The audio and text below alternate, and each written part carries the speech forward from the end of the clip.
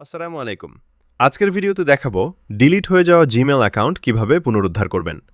যদি ভুলবশত আপনার জিমেল অ্যাকাউন্ট ডিলিট হয়ে যায় তাহলে চিন্তার কিছু নেই। নির্দিষ্ট সময়ের মধ্যে চেষ্টা করলে অনেক ক্ষেত্রেই অ্যাকাউন্টটি ফিরে পাওয়া সম্ভব। প্রথমে আপনার মোবাইল বা কম্পিউটারের ব্রাউজার খুলুন। এরপর গুগল অ্যাকাউন্ট রিকভারি পেজে যান। সেখানে ডিলিট হওয়া জিমেল অ্যাড্রেসটি লিখে নেক্সট বাটনে চাপুন। এরপর গুগল যদি অ্যাকাউন্টটি পুনরুদ্ধারের সুযোগ দেয় তাহলে ট্রাই টু রিকভার অথবা নেক্সট অপশন দেখতে পাবেন, সেটিতে চাপুন। এখন আপনার পরিচয় নিশ্চিত করতে গুগল কিছু তথ্য চাইতে পারে, যেমন আগের পাসওয়ার্ড, রিকভারি ফোন নম্বর অথবা রিকভারি ইমেইলে পাঠানো ভেরিফিকেশন কোড। সঠিক তথ্য দিয়ে ভেরিফিকেশন সম্পন্ন করুন। ভেরিফিকেশন সফল হলে নতুন একটি শক্তিশালী পাসওয়ার্ড সেট করুন।